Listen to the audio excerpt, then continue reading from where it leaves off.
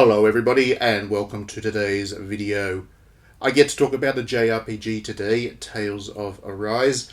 This is the latest in Bandai Namco's very long-running JRPG series and a very well-respected one. It has a lot of fans. I know a lot of people were looking forward to Tales of Arise, and fair enough, because every impression of the game, from screenshots through to trailer, made it sound like something that would be quite special. And Bandai Namco has been on a roll this year.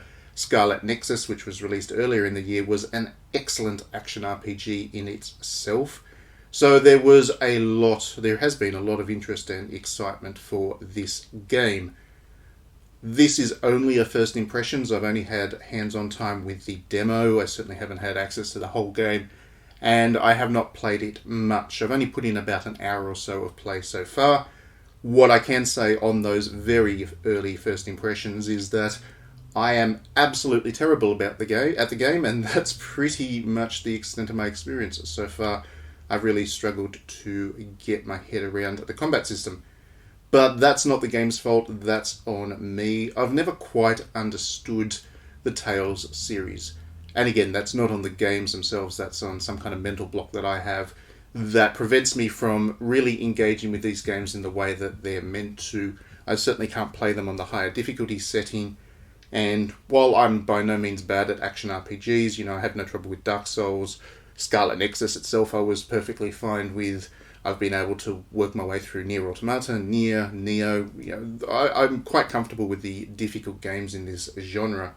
But for some reason, Tales just hasn't clicked with me, and I did a video on an earlier Tales game, I can't remember which one it is now, on this channel, and I got slammed for it for not playing the game right and not enjoying it the right way.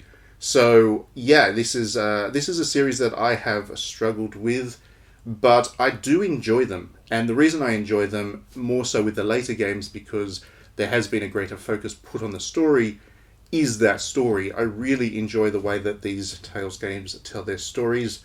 I love the characterization of them. The writing moment to moment is always excellent.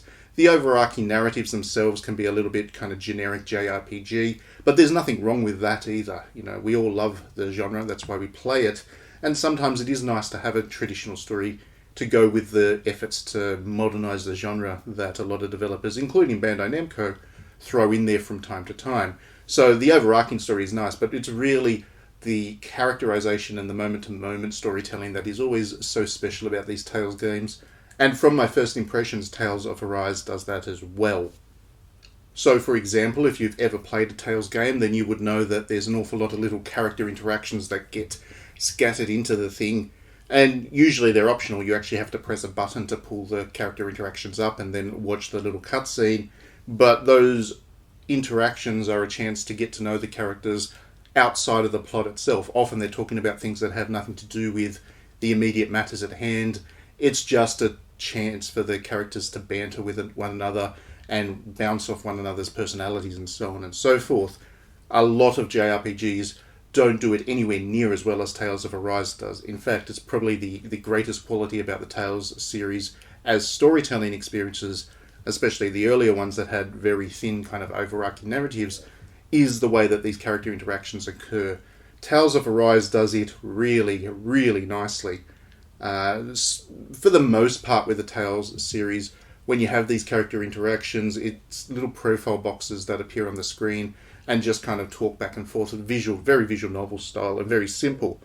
This one borrows something from the Scarlet Nexus engine, you would think, with the kind of comic book presentation of these, which is, it fills the screen more, it gives it more energy, it makes those interactions feel more meaningful to the overall experience, and you get a better presentation of them. There's a lot of them in the demo alone. You can sit there and let them build up and then watch quite a few of them in a row. And just from that, I got a sense that I'm going to really like all the characters in this game. You don't really get an introduction to them in the tutorial.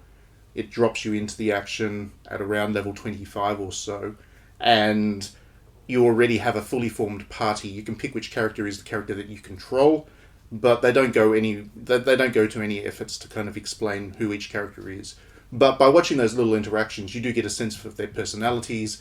You get to have a laugh because some of them are quite funny, and it's all done very nicely. This demo is a really good one at showcasing the strengths of the Tales game and what you can expect from Tales of Arise as a storytelling experience, as well as, of course, the combat. Now, while I'm quite terrible at the combat system, I do think it is a very good one. It is very responsive. It seems to have plenty of tactical depth. Each of the characters feels substantially different. As you will see from the footage that you're watching, I predominantly played as the magic using character in this demo in my first playthrough. I picked her because she was the cutest character. That is always what I do. Usually means I end up with an archer or a magic user because the cute characters are the ones that don't do much of the fighting on the front line. But anyway, that's the character I got stuck with.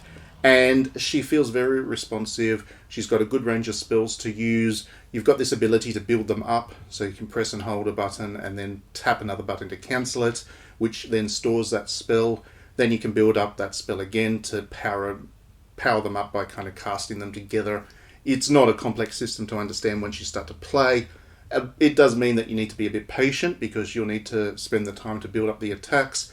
But against the bigger enemies, the damage dealing ability is exponentially greater. So it is a thing that you need to get used to. And meanwhile, of course, the enemies are attacking you, so you're dodging out of the way. The dodge button's nice and responsive. Obviously, in a post-Dark Souls world, the defensive side of action combat can't be overlooked. So the dodge button is a very overused one in the combat system, but it is nice and responsive and feels good. So that's another good thing. The only thing that feels a little bit clumsy, I guess, and it might be just because I haven't figured out a way to make it more seamless, but every time I wanted to use a potion or something, I actually needed to pause the menu to bring up the options and then select the apple gel or whatever I wanted to use from a different menu. It would have been nice to have that built into the interface in some way, but in saying that, for all I know, I'll be able to figure that out by playing the demo a little bit more. So the combat system's good. It's not something that I'm necessarily comfortable with. Oh, and there's also some really spectacular super attacks. I should have mentioned that as well. By whittling an enemy's defenses down, you eventually get to do this really spectacular super special attack, which does a lot of damage, of course, but also fills the screen with all kinds of energy and flames and explosions and stuff. It is very visually impressive, and it is exciting when you get one of those. Has a real visceral feel to it as well. The developer has done a really good job in capturing a really energetic, kinetic combat system that feels good to play with, even if you're not necessarily that good at it. And of course, if you're not that good at it, you can turn the difficulty down. I think this is going to be quite an accessible JRPG for people who are perhaps not that familiar with the Tales series. Some of the earlier ones kind of expected that you knew how to engage with the combat system on its level. This one, I think, is going to be willing to hold your hand a little bit if you're not that comfortable with it. And then, of course, as you get better at it and want to challenge yourself, you can up the difficulty level further. So I'd like it all. I'm terrible at it, but the overall thing that I'm saying here is that I really do like this combat system. I think it is going to be very well received.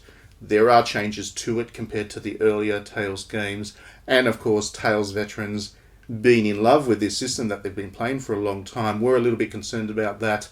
I do think you're going to like this one anyway. I say that as somebody who's obviously not the world's biggest Tales fan, simply because of the combat systems, but I've played enough of them to get a sense that you probably should be able to enjoy it anyway. Other than that, the game is gorgeous, absolutely gorgeous. The aesthetics are just so pristine, beautiful. The world has this really open sense, which is lovely. I played this game on PlayStation 5. I don't know what kind of boost it gets over the PlayStation 4 version, but the draw distance are nice. The world feels nice and open, even though the actual arenas or areas don't seem to be any bigger than previous Tales games. The perspective shift to the behind the back and the sense of scale in the way that they've drawn it is all very, very impressive. I was impressed with how Scarlet Nexus looked. I thought Bandai Namco did a really good job with that game. I think that this one is just some of the nicest traditional fantasy JRPG aesthetics that we've ever seen. And all the character designs are great too. The monster designs are interesting enough, at least in the section that I was able to explore. I mean, who knows if they get better or worse later on in the game, but the bit that Bandai Namco shows you in the demo is quite good. So everything about this game is worth looking forward to. Who knows when I'm going to get a chance to play the full game and then do a review and whatever. I assume that I'll be able to do it around the time embargo lifts or the game releases. But I haven't got my full review code yet. This is, again, just the demo, and this is just my first impressions. But they're good. This is a game to look forward to as to whether or not it's going to be a Scarlet Nexus beta for the lineup for the top JRPGs of the year. That remains to be seen, but I suspect that people are going to enjoy it. Anyway, thank you very much for tuning in for this. Do let me know your thoughts if you've had any experience of Tales of Arise as yet in the comments. Please don't yell at me too much for not being good at the combat system. Believe me, I know. I know, and I apologise if my footage, for whatever reason, has offended you, as it did last time. If you do enjoy my videos and you do enjoy my thoughts, please do click that like and subscribe button. That way you'll get to watch them all as I do them. And if you do want to support everything that we do at digitallydownloaded.net, please do consider backing me on Patreon.